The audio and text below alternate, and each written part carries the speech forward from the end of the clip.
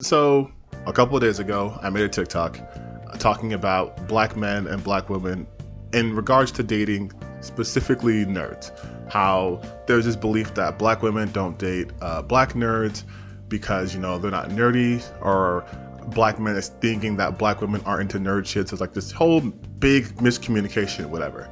And I thought it was a pretty cut and dry thing because from my experience and from my viewpoint, it looks like it's just a bunch of people holding on to pain that they experienced when they were younger and either not processing it correctly or just not letting that go. And I got some comments. A lot of them were positive, but some of them were negative, as it tends to be on the internet. And since we're on the internet, I kind of want to go deeper into the negative stuff. I'm not going to put people's shit on here because I don't want to be considered bullying or harassing or whatever. But needless to say, you can find the video. It's on my TikTok. There were some comments where people were like, oh, the era I grew up in, it was different back then. Which seems to be the general consensus. It's different back then than it is now, which is true. But I want to talk about my experiences for a second. Because I guess I'm young. I'm 31. So I grew up in the 90s. I was there. And yeah, in the black community, being into stuff like anime and comic books and sci-fi and shit wasn't really, I would say, accepted. It wasn't really talked about. I even had it where, I was trying to skateboard once and I was told black people don't skateboard. So I stopped skateboarding and I don't know how to skateboard. But all that to say is that's how things were in the past, but we're now. And I was one of those people. I was one of those people where it's well, black girls don't like me, or they think I don't like them because of how I talk or how I dress or my interest, so I'm going to go elsewhere. And it took me a bit of time to realize that what I was doing was A, cutting them off before they can cut me off, and B, projecting my own insecurities onto them. So if they didn't like me, it was because of my hobbies and not because maybe at that age I wasn't mature enough to talk to them, or I wasn't able to express my interest in a way that would make them interested. Because the biggest part of communication is knowing your audience. It's knowing how to reach people you want to reach. So I took that and I was like, well, they just don't like black nerds. Fine, I'm gonna go date anyone else. And I grew up predominantly in a white neighborhood. I used to live in, I don't give her my location, but I used to live in a part of Los Angeles, which was mostly black and Hispanic. Then I moved out to the suburbs. So my demographic was a lot of white people. And white people, for some reason, have, I would say, overrepresentation in the anime community and just in that culture to begin with. So a lot of my interests align with a lot of white people's interests. So even though I was still dating black girls, I wasn't able to have our interests align like that. And I would find that more with non-black girls. I didn't take that though as black women are bad or they suck or this or that. I took it more as okay, this is just something they're not interested in. And I know it's fucked up to use monolithic terminology like they are interested in. But again, I was a kid. This is all to say that that's in the past. You have to do some growing up, if someone bullied you because you pissed yourself when you were 7 years old and you're 27 and you're still holding on to that pain, that's not healthy. And I want to focus on, again, black nerd dating, black nerd culture, what have you. We can't keep doing this whole, oh, they were mad at me and I just held on to that. That's not going to help you. If you yourself are saying, man, I wish there was a black girl who was into nerdy shit, and then here she comes running along, and then your first instinct is to be what?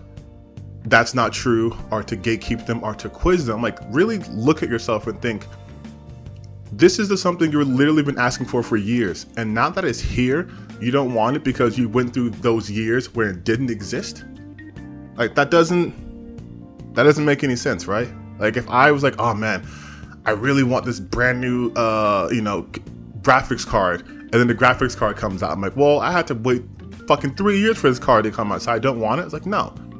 It's kind of the same mentality nerds have in general, where it's oh, now you want to be into the culture. Before you weren't. Well, before they weren't, but now they are. What do you want? Do you want to punish them for not realizing how cool anime and comics and whatever your hobby is? Or do you want to accept them and let your hobby grow and enjoy things with people?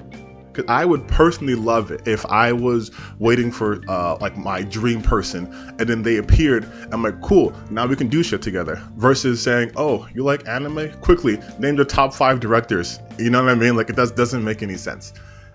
And we have this concept, now I'm thinking more broadly, we have this issue of gatekeeping people. And it is geared heavily towards women. Anytime I go on TikTok, I go on Twitter, or the internet in general, and there's a woman in a space that's predominantly male dominated, especially when it just comes to hobbies, there is this air of gatekeeping. Like, they have to be able to name every main character, every background character, every filler character, who was the background artist of the episode, for them to even have like a sliver of credibility. When I'm like, dude, I'm pretty sure you can't even name the background author, or sorry, the background artist or the person who did the character modeling. And if you can, good for you. But no one has to be the same level of nerd as you in order to be accepted as nerd. I'm like, just let them like what they like. We've been trying to get them into our hobbies for decades.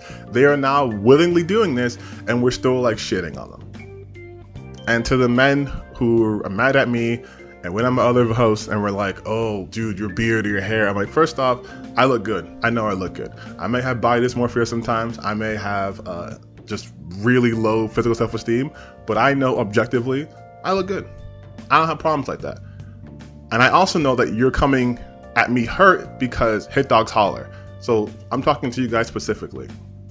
What does you coming at me anonymously do for you? If that's the only way you can feel better, then I guess that's it, but that's super non-healthy. Like, you coming at me, is it gonna make you any less angry or less sad or less single or anything? What you should do is direct that energy towards fixing yourself. Find out why you're so mad. Find out why Find out why a 55-second TikTok made you so upset that you wanted to go to my other videos and leave dumb comments like that. Like, if that's not you, shouldn't be a problem. And if that is you, that's a problem. I would just ignore me, honestly. You didn't have to watch the video. You didn't have to respond. I know I did like a kind of a clickbaity title, like, if you're a black nerd, watch this, but like, you could have been like, nah, he's full of shit, skip. But you chose to come and leave comments and be mad. If you're gonna be mad, but be mad and be productive. Be better for yourself. Again, I was a person who was like, man, they just don't like it.